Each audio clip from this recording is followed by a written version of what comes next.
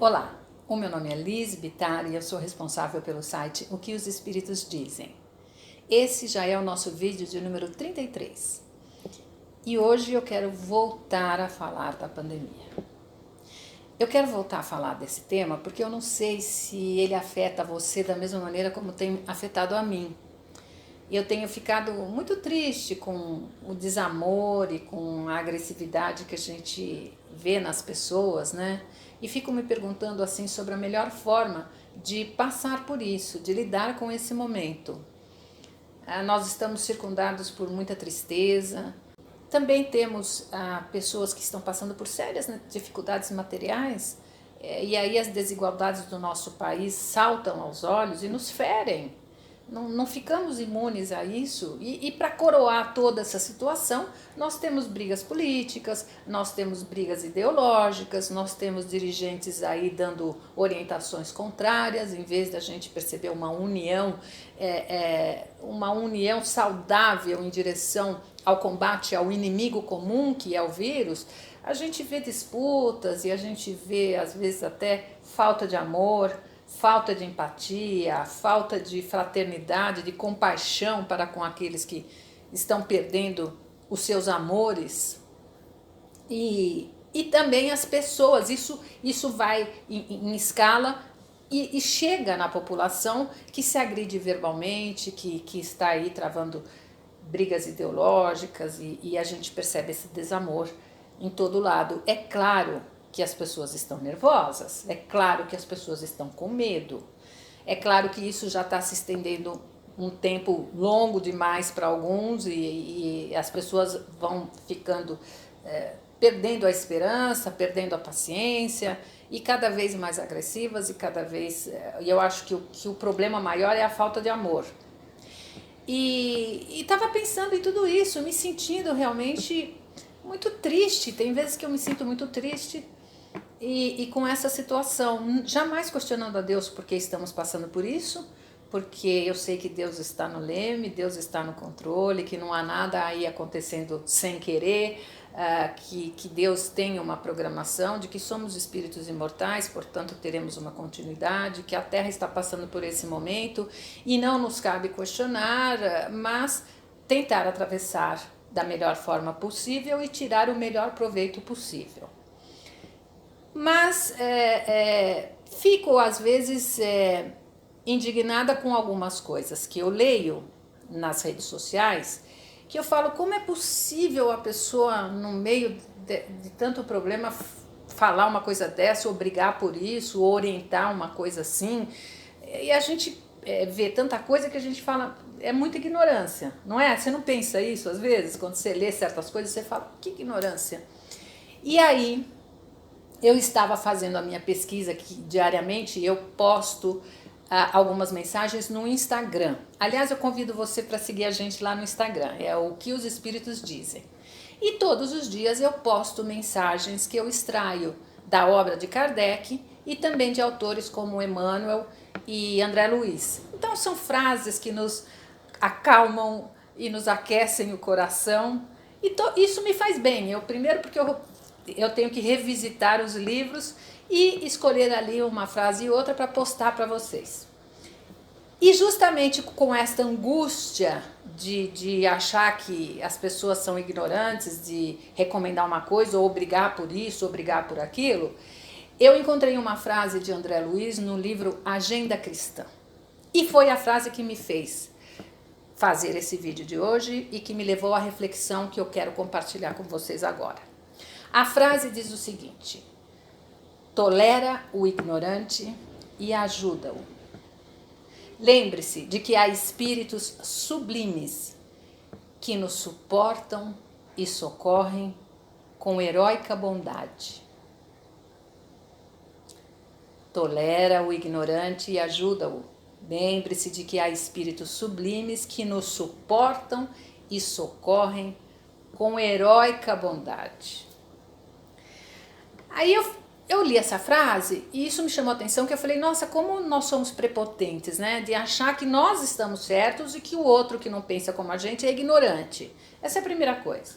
Segunda, é a nossa falta de paciência cada vez maior quando a gente encontra com essas situações, né? Quando a gente vê, a gente está lá alfinetando pelo Facebook e eu não passo imune. Às vezes eu dou uma derrapada também. E a doutrina espírita está sempre chamando a nossa atenção e nos abrindo os olhos, né? Então, primeiro essa prepotência nossa de achar que a gente está certo e quem não pensa como nós é ignorante. Primeira coisa, olha o puxão de orelha aí que o André Luiz deu. E a outra coisa é a gente ver que os espíritos realmente nos socorrem com heróica bondade, né? Com heróica bondade, né? E tem uma paciência com a gente que não tem tamanho, não tem limite. E aí, isso me levou a outra reflexão. Eu fiquei pensando que Jesus, quando veio à Terra, ele se deparou com uma população muito ignorante, né? E que não tinha a menor noção dos conceitos morais que ele trouxe. E uma população realmente que era violenta e que não tinha noção de nada, né? Muito ignorante.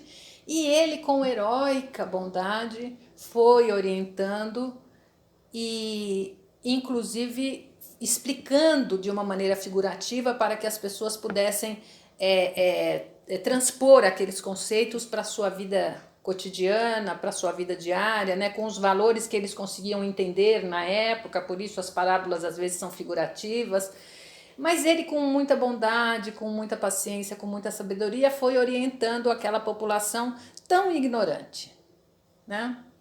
E aí eu pensando, né, na luta de Jesus, na batalha dele, combatendo a ignorância e trazendo a luz, e fiquei pensando, será que a humanidade de hoje é uma humanidade melhor do que naquela época? Será que nós evoluímos daquela época até agora? Será que não somos mais violentos? Somos. Ainda nos matamos. Será que não somos mais ignorantes? Somos profundamente ignorantes. No que a humanidade evoluiu? Tecnologicamente, não tem dúvida, materialmente não tem dúvida, tivemos muitos avanços na ciência, mas moralmente, nós ainda estamos assistindo nossos irmãos homossexuais sendo mortos pelo fato de serem homossexuais. Nós vemos as mulheres sendo assassinadas pelo fato de serem mais frágeis. Nós ainda vemos o abandono dos nossos irmãos pequenos, esquecidos em orfanatos, passando por necessidades. Nós ainda vemos as pessoas se matarem por uns centavos. Será que a humanidade melhorou tanto assim? Será que não somos mais a turba ignorante da época de Jesus? O quanto melhoramos? Então eu acho que essa é a grande lição da pandemia, sabe? A grande lição da pandemia é a gente parar e olhar um pouquinho para dentro da gente e principalmente observar a forma como nós estamos lidando com essa situação. Porque eu acho que o grande aprendizado aqui é: ninguém vive sozinho, não podemos viver pensando só na gente, é impossível. Você depende do outro para tudo, para comer, para viver, para tudo. E não dá para viver mais pensando só em si ou na sua própria conveniência. Você tem que pensar no outro. Desde as pequenas coisas, até às vezes as pessoas falam, mas se você pode ser assintomático, você não sente nada, mas não sabe que tem o vírus.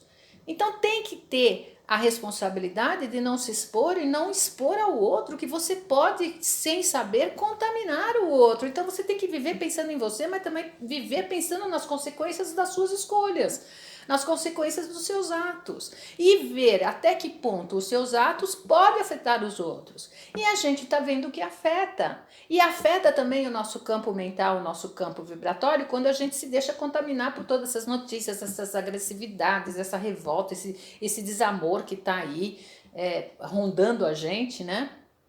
E aí vem a grande lição da doutrina espírita, que é nos mantermos em sintonia, a leitura diária de um trecho do Evangelho segundo o Espiritismo, a prática diária da oração para a gente conseguir alguma serenidade, a compreensão de que se irmãos nossos para nós são ignorantes, na verdade não somos muito melhores e que há espíritos sublimes que nos suportam, que nos socorrem com extrema, com heróica bondade.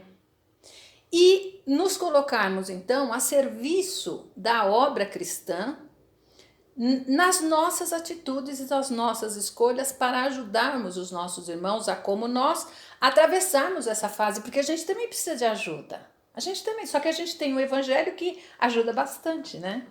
E eu aí achei uma mensagem de Emmanuel, psicografada pelo Chico Xavier, que eu acho que é a mensagem para um momento que a gente está vivendo agora. Chama-se Jesus e o Mundo. E a mensagem diz assim: se Jesus não tivesse confiança na regeneração dos homens e no aprimoramento do mundo, naturalmente não teria vindo ao encontro das criaturas e não teria passeado nos escuros caminhos da terra. Não podemos, por isso, perder a esperança e nem nos cabe o desânimo diante das pequenas e abençoadas lutas que o céu nos concedeu entre as sombras das humanas experiências. Da escola do mundo saíram diplomados em santificação espíritos sublimes, que hoje se constituem abençoados patronos da evolução terrestre.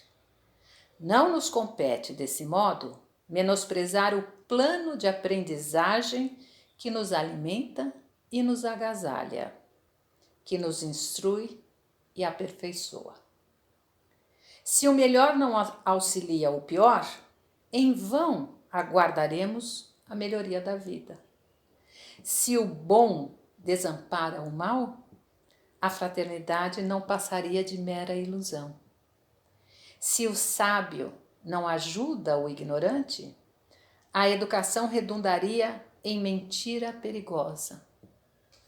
Se o humilde foge ao orgulhoso, surgiria o amor por vocábulo inútil.